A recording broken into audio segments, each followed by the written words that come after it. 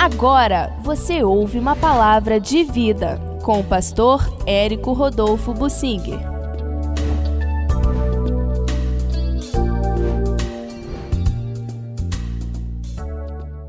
Eu quero realçar a diferença na recepção que Jesus teve em Nazaré da Galileia e em Cafarnaum.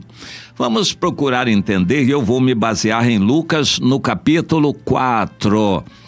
Jesus nasceu em Belém da Judéia, fugiu para o Egito com seus pais, mas logo a seguir o Herodes o Grande, que queria matar a Jesus, morreu, e o Senhor orientou o José para voltar, não para sua cidade, mas para Nazaré, uma cidade mais do interior na Galileia. E ele foi morar em Nazaré e aparentemente a sua vida toda, o restante da vida até morreu, José morou lá em Nazaré.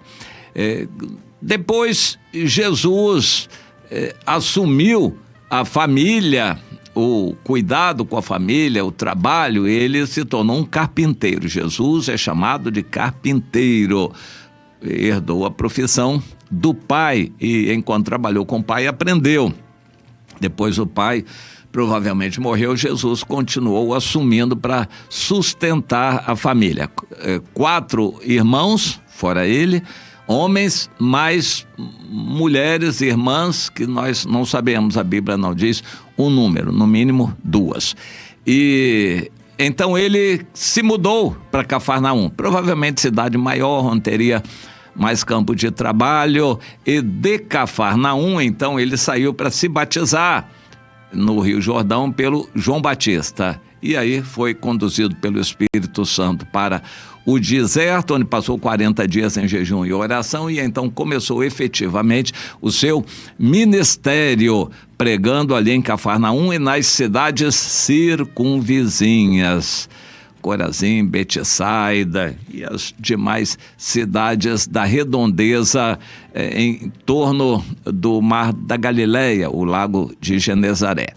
E ali Jesus exerceu o seu ministério no início e foi já, digamos assim, de pé embaixo. Foi com muita vontade, tempo integral, chamou discípulos e logo multidões estavam com ele, o acompanhavam, iam atrás dele, buscavam revelações, buscavam curas e milagres, e o ministério de Jesus explodiu em volta do mar da Galileia.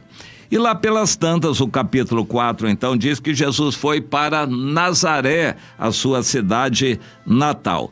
E lá ele teve oportunidade de pregar, de falar na sinagoga. Eu não tenho, essas informações totais na minha cabeça a respeito de como funcionava uma sinagoga. Mas a impressão que eu tenho é que o templo dos judeus era um só e estava em Jerusalém.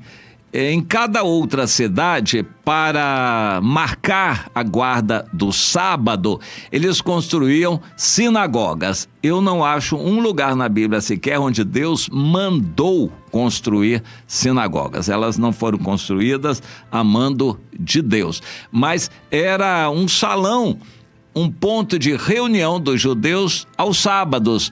Eles não trabalhavam e se reuniam, dando oportunidades às pessoas de falarem sobre a religião, sobre a lei, darem suas opiniões e testemunhos.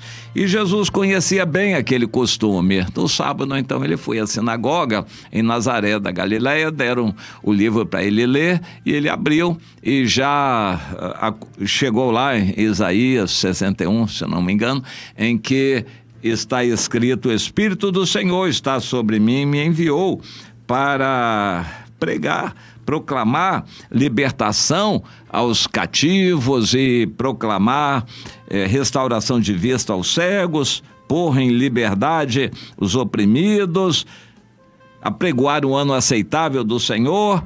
E aí fechou o livro e disse: vocês viram hoje se cumprir essa palavra. ela se cumpriu. Todos davam testemunho dele e se maravilhavam das palavras de graça que lhe saíam dos lábios. Porém, a maioria não quis se aproximar mais de Jesus. Aparentemente, ninguém ali de Nazaré quis ser discípulo de Jesus. E nem creram que ele poderia fazer milagres. E a Bíblia diz que ele fez muito poucos milagres ali na sua cidade natal. Por quê? Porque ele era conhecido ali já há 30 anos. Era conhecido como uma pessoa normal. Como, de repente, um carpinteiro, uma pessoa normal, vira um grande profeta. Eles não conseguiam entender isso. Acostumados a ver a face de Jesus, face humana de Jesus, eles não conseguiam ver a unção de Deus na vida dele. E quando Jesus foi para Cafarnaum, Jesus então foi embora. Quando chegou, desceu a Cafarnaum, Nazaré é um pouco alta. Cafarnaum está aproximadamente a 200 metros abaixo do nível do mar Mediterrâneo. Uma cidade num buraco, como todo o lago de Genezaré, o Mar da Galileia, é um buraco. E Nazaré é um pouco alta na região montanhosa da Galileia. Jesus então desceu para Cafarnaum e ensinava no sábado. E muitos se maravilhavam da sua doutrina. Estou lendo mais adiante em Lucas 4:32. Maravilhavam-se da sua doutrina porque a sua palavra era com autoridade. E achava-se ali na sinagoga um homem possesso de espírito de demônio e bradou em alta voz. Enfim, as coisas foram acontecendo, expulsando demônios, curando, ensinando, fazendo milagres, e muita gente foi atrás de Jesus. Muita gente, e isso passou a ser o normal por onde Jesus andava, menos em Nazaré da Galileia. Eu quero realçar isso. Jesus era bem recebido por onde ele ia. Quem é que não quer receber ensino de graça e ver milagres e curas, ser atendido por um grande mestre? Quem é que não quer? Por onde Jesus passava, sempre em torno do Mar da Galileia, ele era bem recebido. Mas em Nazaré não foi bem recebido porque era conhecido humanamente. Eu quero fazer um fecho nesta reflexão e dizer para você: você reconhece o seu líder, a sua líder, como alguém enviado por Deus, alguém enviada por Deus? Você vê Jesus naquela pessoa? Você obedece, dá relatório da sua vida, confessa pecados, você pede a bênção de Deus, crendo que essa pessoa tem a unção de Deus para ser líder na sua vida? Todo cristão deveria ter um líder. Nenhum cristão deveria ser solto, a granel, um crente a granel. Nada disso. Todos precisam estar ligados no corpo, aos outros irmãos e a um líder. Você precisa de um líder, de uma líder. E não é uma pessoa comum, apesar de seus erros. É uma pessoa que tem a unção de Deus para liderar.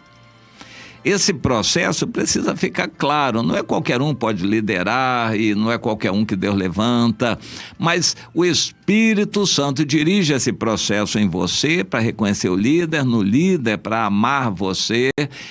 O Espírito Santo dirige esse processo. Eu não me sinto na liberdade de ficar tomando decisões assim: fulano, você seja discípulo daquele ali, você busca aquela como líder lá. Eu não faço isso, não costumo fazer isso.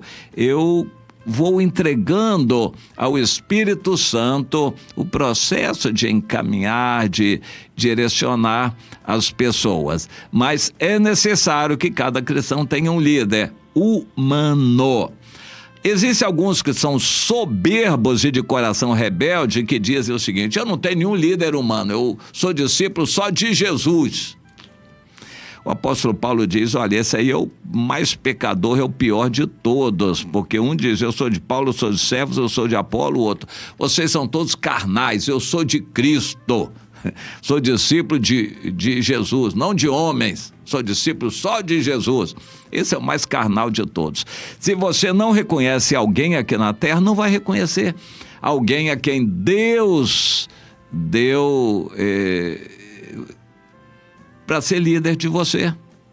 Foi Deus que levantou. Lá em Efésios, no capítulo 4, o apóstolo Paulo diz que Jesus desceu, mas depois subiu ao céu e enviou alguns para apóstolos, profetas, evangelistas, pastores e mestres. Jesus levantou esses líderes para funcionarem na igreja. Qualquer pessoa que tem uma posição de liderança reconhecida é alguém colocado por Deus, e você faz bem em reconhecer essa pessoa como enviada de Deus, porque assim você estará reconhecendo a autoridade do próprio Deus na sua vida. Se você não reconhece uma pessoa aqui na terra, você também não estará reconhecendo o Senhor. Jesus não está aqui. Ele está com o Pai. O Espírito Santo é que está conosco aqui. Também não em qualquer parede ou em qualquer templo. O Espírito Santo está dentro das pessoas.